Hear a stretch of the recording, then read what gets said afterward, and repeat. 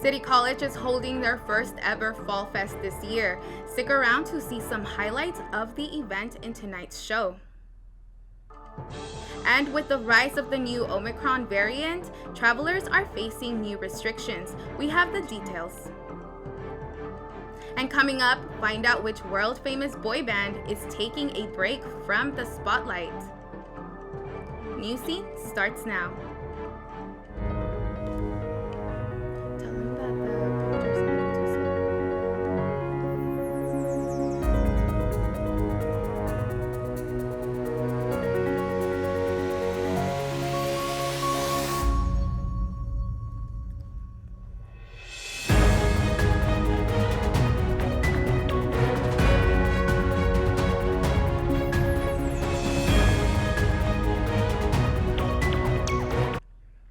I'm Susana Serrano, and welcome to this week's special edition of Newscene, a broadcast produced by the students of San Diego City College.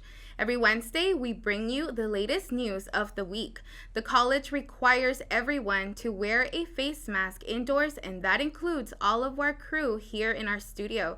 We have an exemption for those of us on camera. We continue to follow all necessary local, state, and federal guidelines to ensure a safe environment for those back on campus. But we remain as focused as ever on bringing you the latest. We start tonight with the latest on the COVID-19 Omicron variant. As it spreads throughout the world, travelers are facing new travel rules. The Biden administration unveiled restrictions that took effect on Monday. Air travelers will now be required to show proof of a negative COVID test a day prior to flying.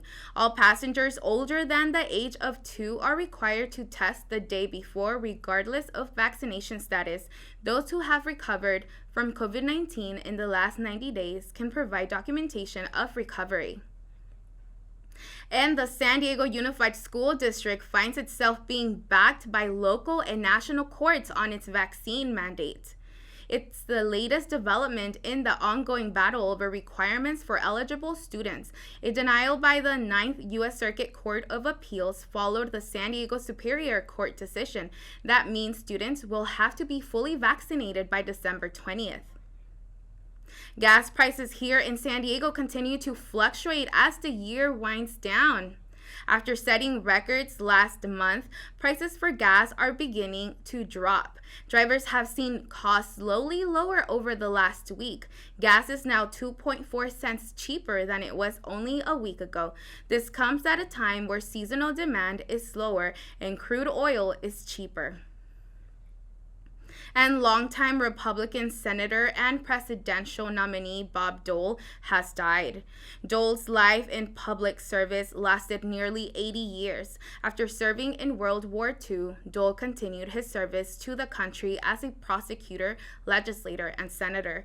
In a statement from President Biden, Dole was an American statesman like few in our history. Dole passed away in his sleep at 98 years old. He is survived by his wife and daughter. If all of us are leaving this year, and I'm only one, I know we have the same thoughts and the same emotions. If we could all go out and shake hands of all the people who are responsible for us being here, it would take a long, long time. Staying in Congress, Republican Representative Devin Nunes has announced his departure from the House. He will take the next step towards becoming the CEO of Trump Media and Technology Group. Nunes previously served as chairman of the House Intelligence Committee and was a key defender on Trump's behalf during the first impeachment trial. His move will leave an open opportunity for a new top Republican on Ways and Means. In a surprising move, the San Diego City Council displaced Jen Campbell with council member Sean Elo Rivera. Campbell was initially elected last year in 2020, but 5 council members, including Elo Rivera, voted against giving her a second year. The motion to select Elo Rivera as council president passed 8-1. It will be his second year entering office. San Diego State University football home has a new name, Snapdragon Stadium.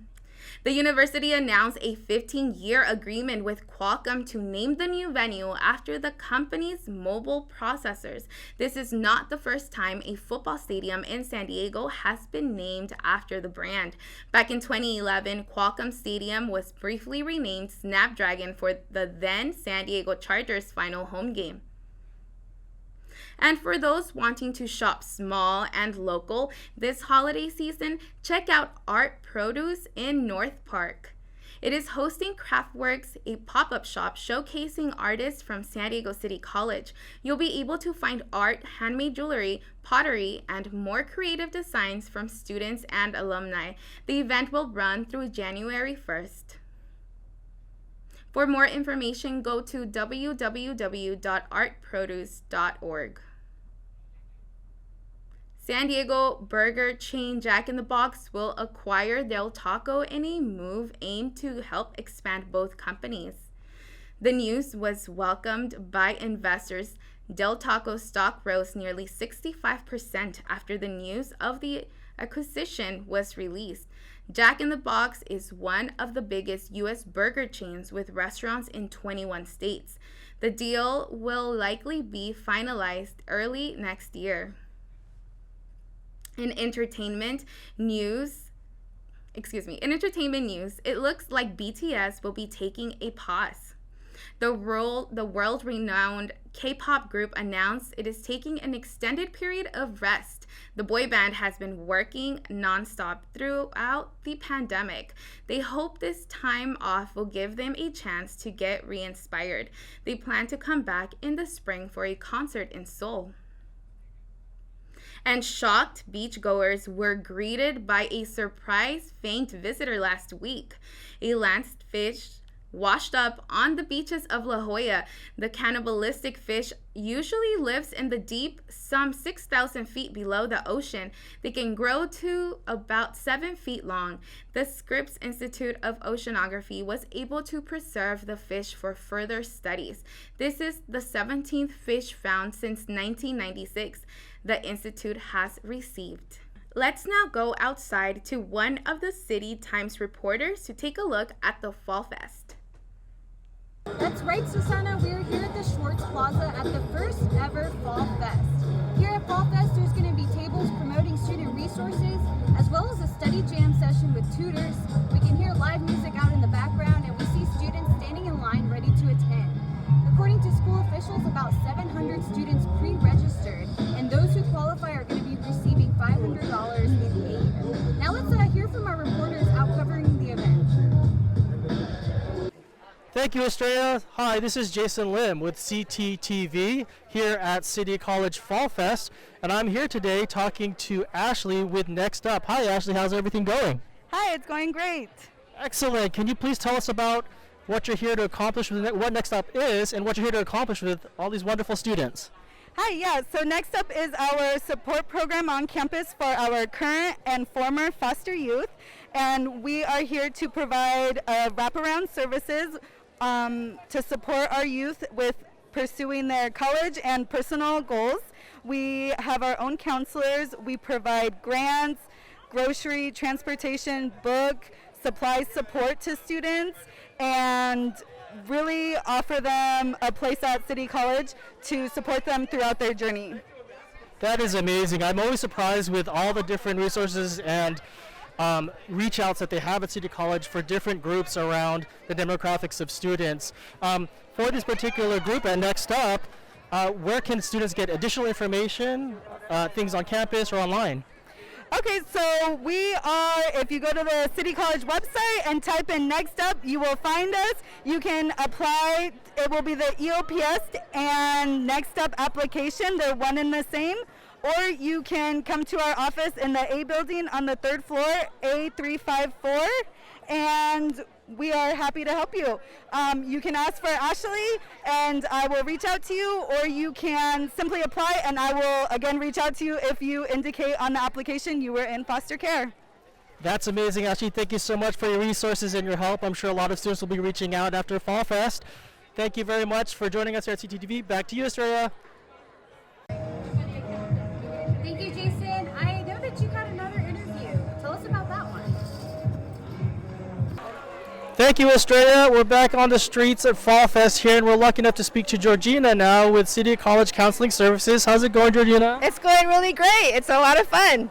Wonderful. So tell us why you're here, what you're hoping to accomplish at Fall Fest with all these students. Okay, well, we're here because we're excited to have the students back on campus, so we're here to welcome them back. As part of Counseling and Personal Growth Department, we want to just inform students about our services, explain to them how to schedule appointments. Some students are actually coming in and scheduling appointments with us here at the table, so we're able to assist them that way. And just welcome them back and answer any academic or career or transfer questions they might have. Right now it's transfer season, so some students have a lot of transfer questions. So just being here, welcoming them back, and just being back on campus. It's exciting. That's amazing news, and I'm sure everyone appreciates that help.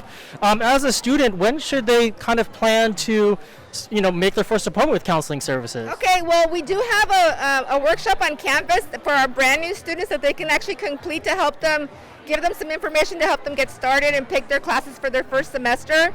Really, the ideal time to schedule an appointment is right after the add drop deadline, because the first 2 weeks of the semester are crazy busy, right? Students are trying to add and drop classes. So if you want to come in after that, we have a lot more appointments available after. That's like our non-peak time. So don't wait until registration time to come see us. Come see us before that, right? In the middle of the semester. That would be the best time. Excellent. Definitely we'll keep that in mind. Okay. So as far as additional services, where can they reach out to counseling services, both online or on campus? Okay, well, we recommend that you go visit our website. There's a lot of information on our website. There's links to our online counseling page where you can schedule appointments through our electronic scheduling system, ESARS. We have 1-hour appointments, and we have what are called 30-minute drop-in sessions. So if you don't find an appointment available, because we do get booked pretty quickly, please go to the drop-in link and look for drop-in appointments, because we do have a lot more of those available for students. Students can also call our office or our Google Voice number, and that information is on our website. And they can speak with our classified professionals to also schedule an appointment if they have trouble with the electronic version. Or they can come by our office. We're here providing in-person services Monday through Thursday, 9 to 4.